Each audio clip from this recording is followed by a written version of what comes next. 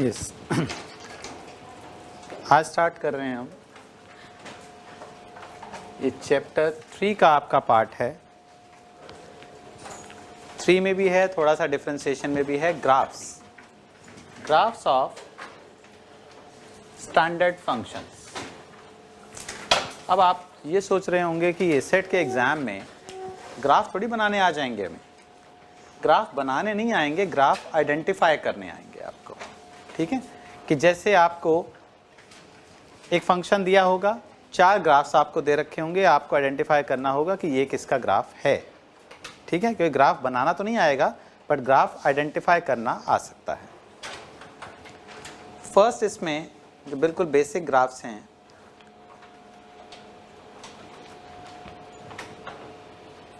y is equal to x, this is called identity function। इसका जो graph होता है, this is a line y is equal to x। ठीक है, identity function का graph इस तरह से होता है। अगर कोई और क्यूब फंक्शन है, जैसे x क्यूब है, ये आपको याद ही रखने ग्राफ। ठीक है, जैसे x क्यूब है, देखो आपको ये मालूम है कि x का ग्राफ ऐसा है। जब x को 1 पुट करेंगे तो y क्या होगा? 1 होगा। यानी जब x को 1 लेंगे तो y 1 होगा, जब x को -1 लेंगे तो y भी -1 होगा। अगर मैं x क्यूब की बात करूं, अगर मैं x को 1 लूंगा तो x क्यूब क्या होगा? 1। ठीक है, x क्यूब भी 1 होगा। जब x को मैं -1 लूंगा तो भी ये होगा। But what will happen in between 0 and 1? 1 पे 1 है, -1 पे -1 है, बट 0 से 1 के बीच में क्या होगा? जितना आप, अगर 1 से छोटी कोई वैल्यू है, हाँ जी, ये ग्राफ बनाया मैंने, y इक्वल टू एक्स का ग्राफ बनाया है। y इक्वल टू एक्स के बेस पे मैं x क्यूब का, x5 का, x7 का सबका ग्राफ बनाना आपको सिखा रहा हूँ। मैंने कहा y इक्वल टू एक्स का ग्राफ ऐसा एक लाइन होती है। ठीक है, स्ट्रेट लाइन 45 डिग्री पे ये बनती है, यानी कि ये क्वाड्रेंट को फर्स्ट एंड थर्ड क्वाड्रेंट के बिल्कुल सेंटर में से पास कर रही होती है। x क्यूब का अगर मुझे ग्राफ बनाना है तो मैंने देखा when x is 1 y is equal to 1, y is equal to x में, y is equal to x cube में भी जब x is 1 then y is 1 का क्यूब विच इज 1। अगर मैं 1/2 ले लूं सपोज, तो 1/2 लेते ही क्या y की वैल्यू 1/2 होगी? नहीं, y की वैल्यू 1/8 हो जाएगी। यानी कि y is equal to x में तो 1/2 पे 1/2 था, बट ये इसमें इससे नीचे हो गया, यानी इसका ग्राफ जो है कुछ इस तरह से बन जाएगा। ठीक है, 1/2 से तो नीचे ही होगा ना, तो मैंने इससे नीचे एक वैल्यू ली और इसको एक कर्व से ज्वाइन कर दिया। अब आप सोचोगे ये कर्व से क्यों ज्वाइन किया? तो स्ट्रेट लाइन बनती है। मैंने और भी बीच में पॉइंट्स लिए हैं उसके कॉरेस्पॉन्डिंग। 1/4 लिया, जैसे 1/4 पे 1/4 था, बट 1/4 के कॉरेस्पॉन्डिंग क्यूब लेते ही 1/64 हो गया, तो और नीचे चला गया, बनेगा इसका कर्व ही। सिमिलर केस माइनस वाली वैल्यूज में लिया, मैंने -½ लिया। -½ के कॉरेस्पॉन्डिंग ये तो -½ था, बट -½ का क्यूब क्या हो जाएगा? -1/8, यानी कि इससे कम हो जाएगा, तो इसका ग्राफ जो है आपका ऐसा हो जाएगा। यानी कि x क्यूब का अगर ग्राफ बनाना है तो ऐसा बनेगा। ठीक है, अगर x5 का बनाना है तो सिमिलर ऐसा ही होगा, बस 5 बनाते ही इससे और नीचे हो जाएगा और इधर इससे ऊपर हो जाएगा, तो x5 का ग्राफ 0 से तो पास करेगा ही। ऐसा x7 का बनाना है और ऐसा। ठीक है, बस ये क्या होगा, x7 में पॉजिटिव साइड में इससे नीचे चला जाएगा और नेगेटिव साइड में इससे ऊपर चला जाएगा। यानी कि y is equal to x के बेसिस पे आप y is equal to x cube, x5, x7, x9 किसी का भी ग्राफ बना सकते हैं। अब आप जैसे मैं आपको ये कह दूं, एक ये ग्राफ दे रखा है, ये ग्राफ दिया हुआ है, और मैं आपसे ये कह दूं कि बताइए ये y is equal to A option है, बताओ किसका ग्राफ है? ए का, y is equal to x का, y is equal to x cube का, एक्स स्क्वायर का, एक्स क्यूब का, या x4 का? ऐसे आ सकता है। कि आपको एक ग्राफ दे रखा है, अब आइडेंटिफाई करो किसका ग्राफ है। ये तो पता है कि y = x का नहीं है, ऐसा है तो या तो x³ का है या x5 का है या x7 का है, इसमें से कौन सा दे रखा है, x³ दे रखा है। अब आप सोचेंगे अगर मान लो दो ऑप्शन, एक x³ और एक x5 दे दिया, नहीं देंगे क्योंकि जब हमें, हाँ अगर एक आधी वैल्यू दे रखी हो तो दे सकते हैं। जैसे मान लो आपको ये दिया हो कि ये वैल्यू हाफ पे 1/8 है, एक पॉइंट दे दिया उन्होंने, तो हो सकता है एक x³ भी ऑप्शन दे दें, एक x5 भी ऑप्शन दे दें। तो पता है कि x³ में हाफ डालने पर कॉरेस्पॉन्डिंग 1/8 किस में आएगा, x³ वाले में ही आएगा।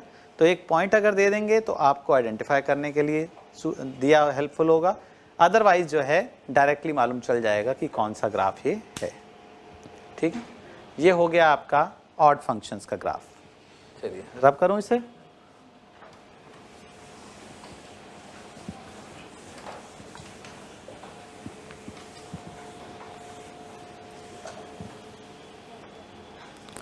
नेक्स्ट इज, अगर हमें y = x², x4, x6 इनके ग्राफ बनाने हो, y = x² जो होता है ये एक पैराबोला होता है, ये एक पैराबोला होता है। ठीक है, अगेन 1 पे 1 होगा और -1 पे भी 1 होगा, 1 पे 1 होगा एंड -1 पे भी 1 ही होगा।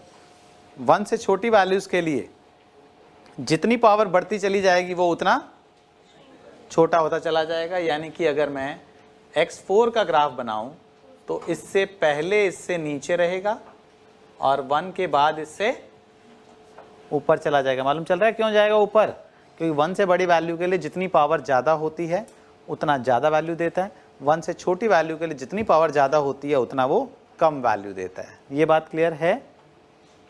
इसी तरह इधर भी इससे छोटी वैल्यूज के लिए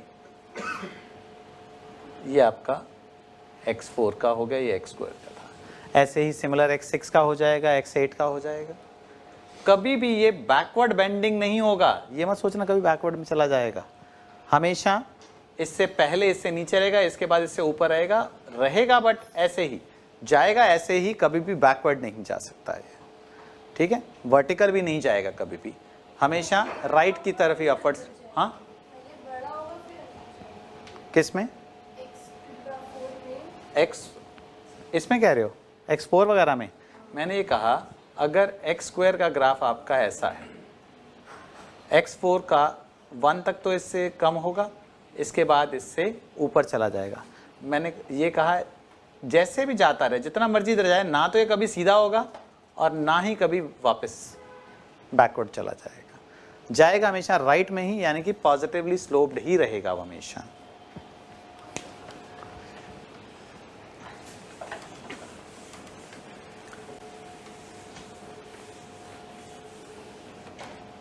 y = mod x। हमें पता है mod x जो होता है x होता है if x is greater than equal to 0 and -x होता है when x is less than 0। ये पढ़ा था हमने। ठीक है, तो y = mod x का जो ग्राफ बनेगा इधर, और ये y = x का हो गया और ये y = -x का हो गया। ठीक है, y = x and y = -x का ग्राफ प्लॉट होगा।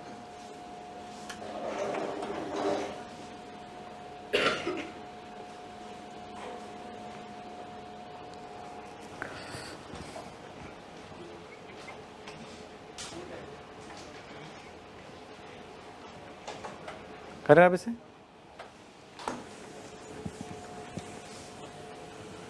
y = 1/x, y = 1/x। इसका ग्राफ एक, इसको बोलते हैं किस टाइप का ग्राफ, नाम सुना कुछ, रेक्टेंगुलर हाइपरबोला। इसको बोलते हैं रेक्टेंगुलर हाइपरबोला। ठीक है, रेक्टेंगुलर हाइपरबोला की क्या कैरेक्टरिस्टिक होती है कि ये कभी भी एक्सिस को कट नहीं करेगा। ठीक है, एक स्टेज पे जाके ये क्या हो जाएगा, एक्सिस के बिल्कुल पैरेलल चलना शुरू हो जाएगा ठीक है, बट कभी भी ये इसको कट नहीं करेगा।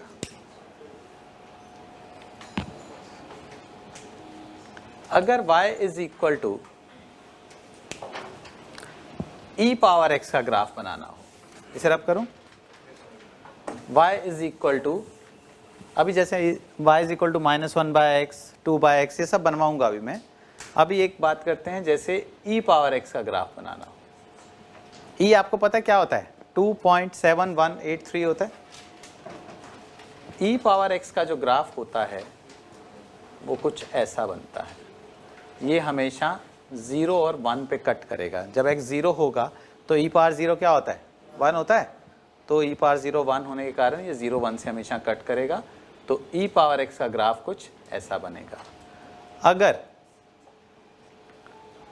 मैं कहूं कि आपको 2 पावर x का ग्राफ बनाना होता, उसकी शेप क्या होती, ये किसका ग्राफ है, 2.7183 पावर x का ग्राफ है ना, तो 2 पावर x का भी तो सेम ही रहेगा शेप। बस होगा क्या, अगर मैं ये कहूं पॉजिटिव वैल्यूज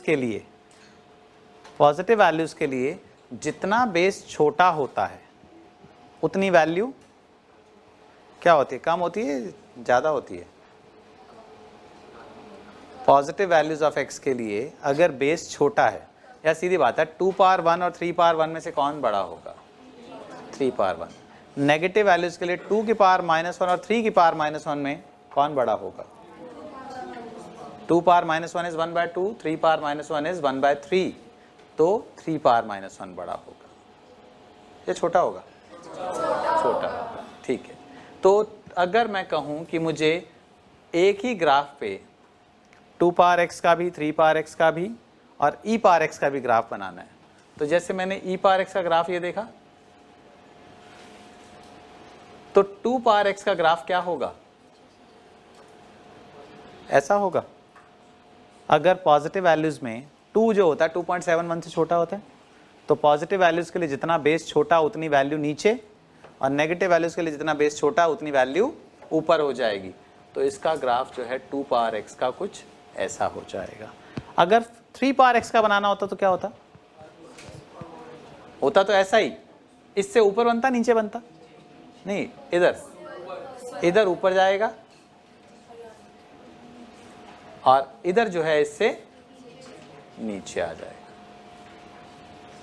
ठीक है। अब इसमें आपसे क्वेश्चन किस तरह से पूछ सकते हैं, ये बात समझ आई आपको। इसमें आपसे क्वेश्चन किस तरह से पूछा जा सकता है कि जैसे आपको ये बोला जाए, ये 3 ग्राफ दे रखे हैं, ठीक है, ये 3 ग्राफ दे रखे हैं, उनके नाम आपको ऐसे दिए होंगे कि ये A B C है, ठीक है, या A एंड B है, या सिर्फ A या सिर्फ B, कुछ भी दिया हो, एक ग्राफ पता होगा क्या है।